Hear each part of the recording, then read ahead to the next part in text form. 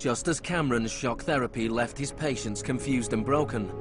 So the multiple shocks inflicted on Iraq reduced the country to a lawless, violent, sectarian mess.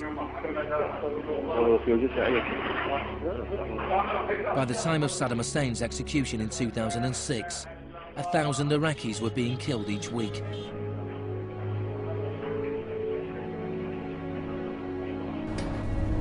By April 2007, the United Nations High Commission for Refugees estimated 4 million people had had to leave their homes. Hundreds of thousands of Iraqis had died. I think the historians will write very clearly that we did a great and noble thing here.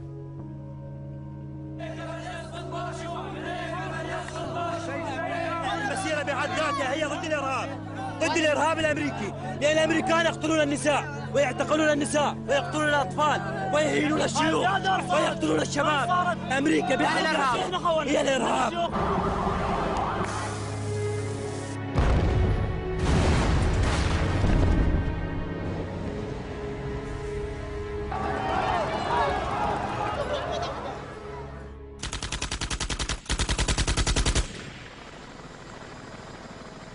When Hurricane Katrina hit New Orleans in August 2005, the world was shocked to witness a sort of disaster apartheid.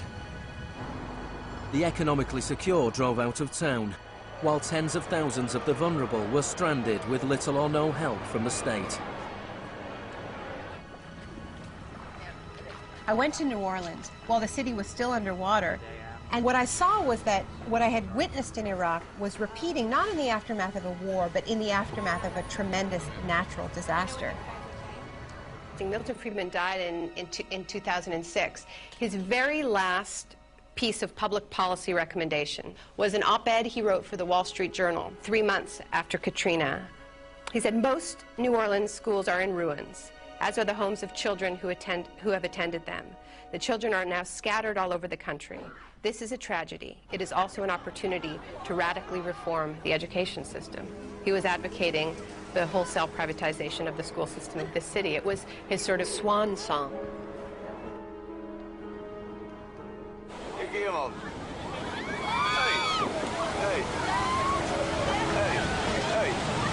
I've witnessed a similar process in Sri Lanka in the aftermath of the 2004 tsunami. People who lived on the beaches for generations were prevented from returning so that the land could be privatized and sold off to luxury hotels.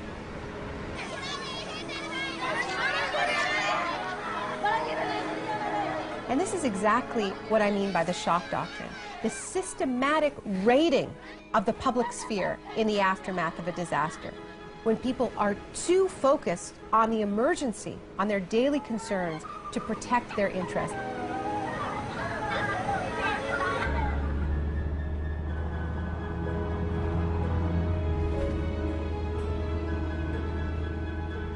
Maybe the first act of resistance is to refuse to allow our collective memory to be wiped.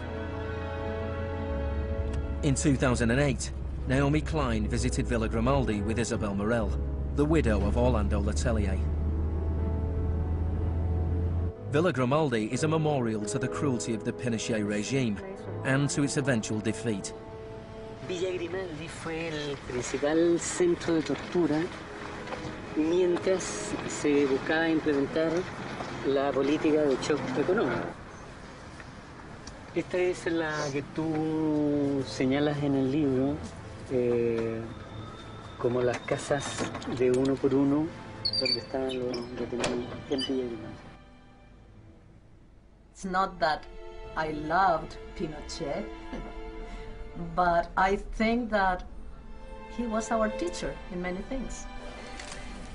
We learned about evil.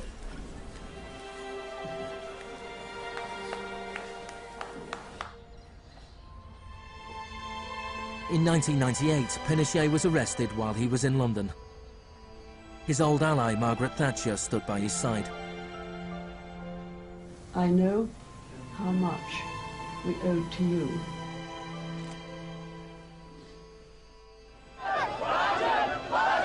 It took 30 years for the economic experiment originally test-driven by Pinochet to make its way around the globe to Iraq. But the similarities between past and present are startling. Between Pinochet's concentration camps and Bush's Guantanamo detention center. Between the disappeared in Chile and those in Iraq. Between the experiments of Ewan Cameron and the torture meted out on the prisoners of Abu Ghraib.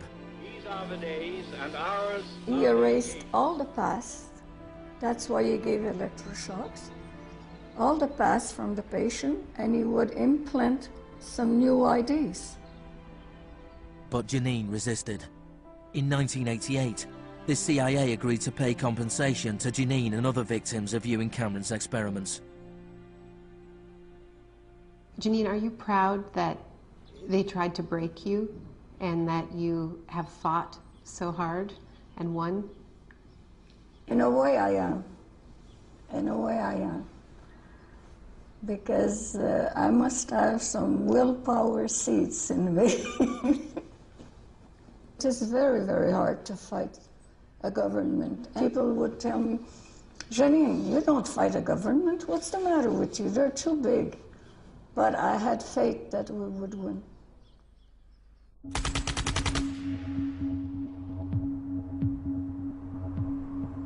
It is in the nature of unregulated markets to be volatile. Bubbles are allowed to inflate, and then, inevitably, they burst. Since the deregulation of the Big Bang in the 80s, there have been a number of market shocks. In 1987, there was Black Monday. Markets fell spectacularly. It was the largest one-day percentage decline in stock market history. In 1992, there was Black Wednesday, when currency speculators made fortunes betting against the pound. In 1997, there was the Asian contagion. In 1 year, $600 billion disappeared from the stock markets of Asia.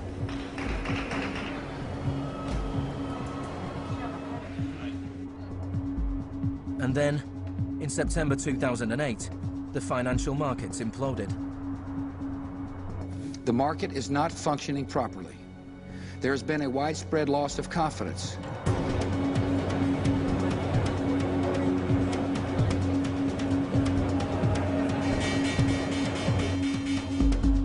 On September the 15th, Lehman Brothers filed for Chapter 11 bankruptcy protection. Yet only 1 week later, it was announced that workers at their New York office would share $2.5 billion in bonuses.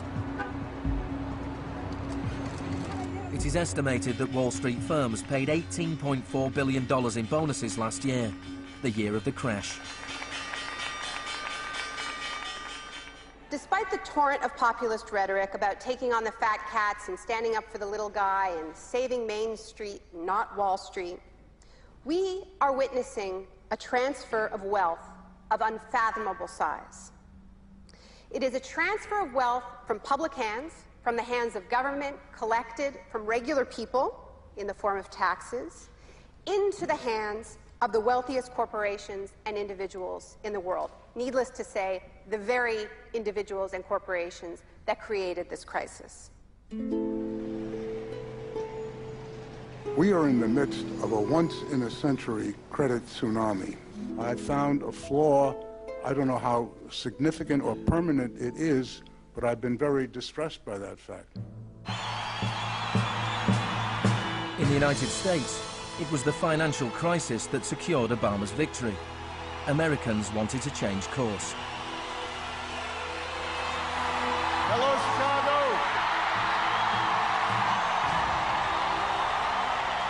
This crisis is clearly understood by almost everyone as being the direct result of this particular ideology of deregulation and privatization.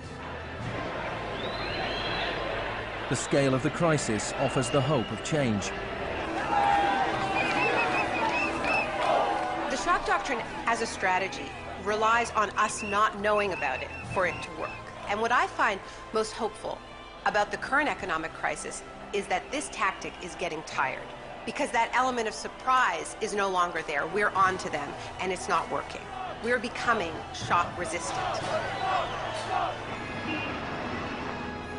The last time the world suffered a financial crisis as severe as this, people turned to the Keynesian policies of the New Deal. Let me assert my firm belief that the only thing we have to fear is fear itself. More than 1 million people came to Washington to hear Obama's inauguration speech.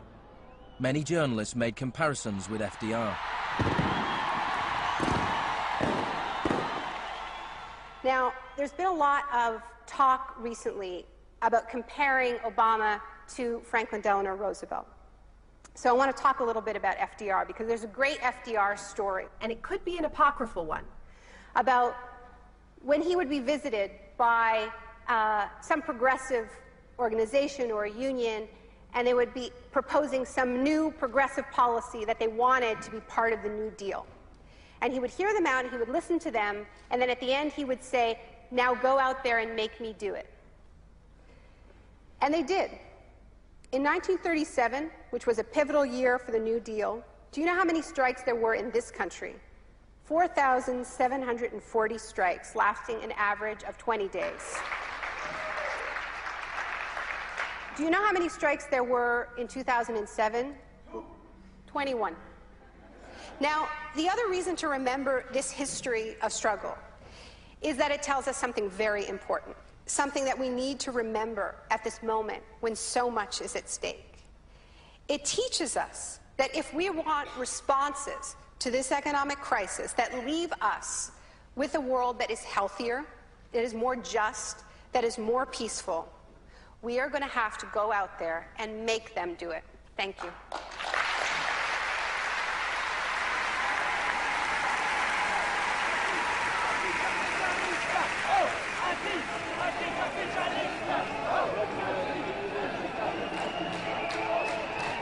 Next week's exclusive new true story is Nursery University, more for Tuesday night at 10.